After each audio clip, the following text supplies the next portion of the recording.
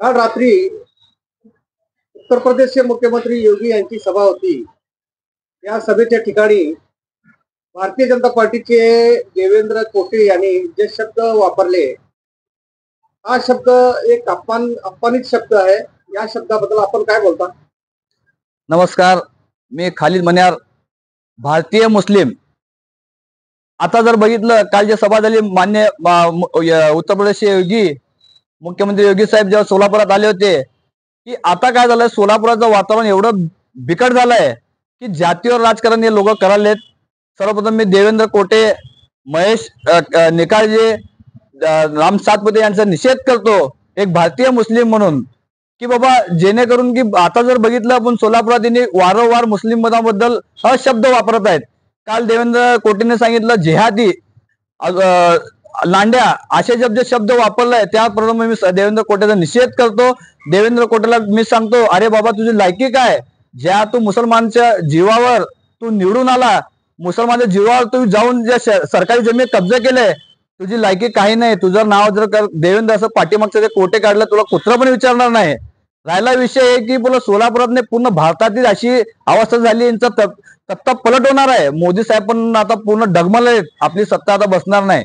की जेणेकरून भारतीय जनता पार्टी विकासाच्या मुद्द्यावर कुठलाही बोलत नाही, फक्त दोन समाजामध्ये तेढ निर्माण करण्याचं काम भारतीय जनता पार्टी करत आहे. आता आपण जर बघितलं तर मोदी साहेब पण मुस्लिम समाजाबद्दल बोलत नव्हते. मोदी साहेब पण मुस्लिम बद्दल वेगळे मुस्लिमांना आम्ही मुस्लिम म्हणून आरक्षण देणार नाही. अरे बाबा, तुला आरक्षण कोण मागितलंय?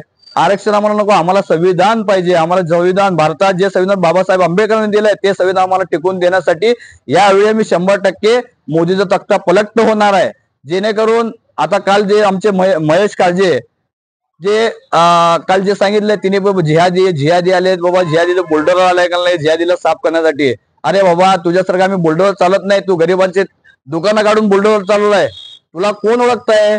मुख्यमंत्री जर नाव काढलं एकनाथ शिंदेबाईंचं, तू एकनाथ शिंदे नावाचं कलंक आहे तू सोलापुरात, की गोरगरिबांचं तू दुकानं पाडून तू स्वतःला आमदार समजावलाय. अरे बाबा, तू नगरसेवक होण्यास लायकीचं नाही, तू निवडून पण येणार नाही नगरसेवक म्हणून. तुला आता हे सांगतोय, तू मुस्लिमाबद्दल एवढं बोलणार, तू एवढं मोठं झाला नाही. तर या सर्व गोष्टीचा मी सर्वप्रथम निषेध करतो. भारतीय जनता पार्टीचा निषेध करतो. वारंवार मुस्लिम समाजाबद्दल ते राम सातपुते जे आमदार खासदारकी जे थांबलेत, आता त्यांनी माजी होणार आहे. आता त्यांना टेन्शन आलंय की बाबा आता आपण जे आमदार होते ते आमदार पद पण गेलं, खासदारीला पडणार. आता पूर्ण जनता जागृत झालेली आहे. जनतेला माहित पडलंय फक्त हिंदू मुस्लिम करू शकतात, त्यांनी विकासाच्या मुद्द्यावर बोलू शकत नाही. आज जर बघितलं तर गेल्या 10 वर्षापासून बीजेपीचे खासदार होते, एक तर खासदार दारू पिऊन पडत होता, दुसरा खासदार मठ सोडून निघाले नाही. ते बिचारे चांगले होते. आम्ही काय महाराज बघून आम्ही वोट दिलं, त्यांना बाबा चांगलं परिवर्तन सोलापुरात होणार. तरी पण कसं आहे, राजकारण चांगल्या लोकांचं राजकारण नाही. आज महाराजाला त्यांनी जमू दिले नाही. हे राजकीय लोक नालायक राजकीय लोक असल्यामुळे ते बिचारे महाराज चांगले होते, आम्ही त्यांचा आदर करतो. आज जे वातावरण सोलापुरात जर हे करत असेल, दूषित करत असेल, तर मी सर्वप्रथम त्या राज सातपुतेचा पण निषेध करतो, भारतीय जनता पार्टीचा निषेध करतो. अजून ते देवेंद्र कोटे यांनी जर सांगितलं बांगलादेशी आमच्या 50,000 घुसखोरी बांगलादेशी नवी दिल्लीमध्ये शिरलेत. मी मान्य सीपी साहेबांना विनंती करतो हात जोडून की बाबा देवेंद्र कोटे यांना पहिला अरेस्ट करा, यांची चौकशी करा की बाबा 50,000 बांगलादेशी कुठं आहेत, यांचा कॉल ट्रेस करा. 100% मोठा उघड केस झाल्याशिवाय राहणार नाही. माहिती आहे का बांगलादेशी सोलापुरात आहे म्हणून? आता एवढं त्यांनी परफेक्ट सांगलं, 100% त्यांना माहिती असणार. देवेंद्र कोटे संपर्कात असणार.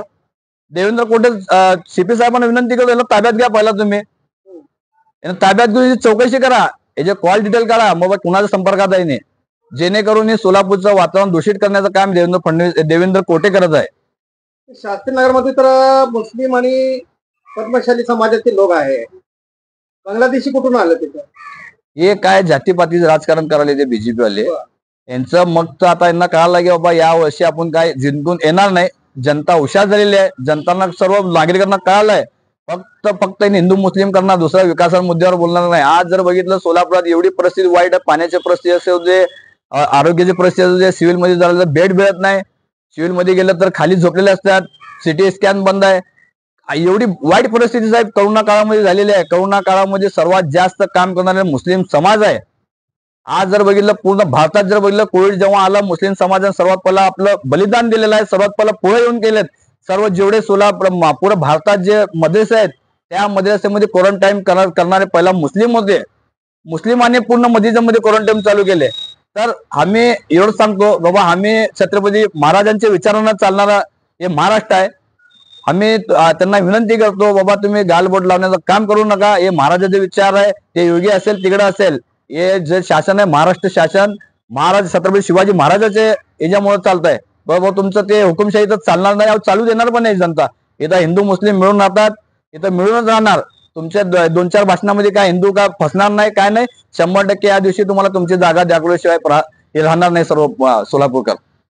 देवेंद्र कोटे यांनी जे आरोप केलेले आहे त्याबद्दल आपल्या संघटनेमार्फत आपण काय करणार यावर? मी आमचे संपर्क प्रमुख जमीरभाई शेख और आमचे अजित भाऊ कुलकर्णी, कालच आम्ही कलेक्टर साहेबांना फोन करून सूचना दिलेली आहे की साहेब, या वारंवार राम सातपती असू दे, त्यांचे बगल बच्चे असू दे, वारंवार हे वातावरण खराब करण्याचं काम करत आहे. एका समाजाला, वैशिष्ट्य समाजाला हिने टार्गेट करून निवडणुका लढत आहे. त्यांच्या आमदार खासदारकीचं पद हे रद्द करा म्हणून आम्ही एक मागणी केलेली आहे. काल कलेक्टर साहेबांना पत्र मागून दिलं, आम्हाला पत्र पण दिलंय. डीसी साहेबांना आम्ही बोललोय. डीसी साहेब पण म्हणले की बाबा तुम्ही एक निवेदन द्या. आज आम्ही निवेदन देऊन त्यांना निषेध करून त्यांच्यावर कारवाई करणार. यापुढे ठीक आहे, आज इलेक्शन आचारसंहिता म्हणून मी शांत आहे. उद्या जर इलेक्शन झाल्यानंतर त्यांना आम्ही रस्त्यावर उतरून धडा शिकवल्याशिवाय प्रहार संघटना गप बसणार नाही. इतकेच नव्हे, देवेंद्र फडणवीस शिंदे साहेबांचे खूप उपकार आहेत. शिंदे साहेबांचे जे काँग्रेसाने तुम्हाला आतली चड्डी असू दे, तुमचं बनीन असू दे, पूर्ण शिंदे साहेबांच्या पैशावर तुम्ही घेतलेला आहे. आज जे सोलापुरात तुम्ही जागा कब्जा केलाय, फक्त काँग्रेसच्या काळामध्येच केलाय. तुम्ही जेव्हा लहानचे मोठे झालो ते काँग्रेसमुळे मोठे झालो हे विसरून नाही. जेणेकरून तुम्हाला तुमची लायकी 100% या इलेक्शनला पूर्ण जनता, सोलापूर जनता दाखवणार. आता लोक जागृत झालेले आहेत. लोकांना तुम्ही काय केलंय, 2 जातीमध्ये ते निर्माण करून हुकुमशाही सर्व करत आहे. हुकुमशाही आता होणार नाही, लोकशाही जाणार. छत्रपती शिवाजी महाराजांचा हुकुम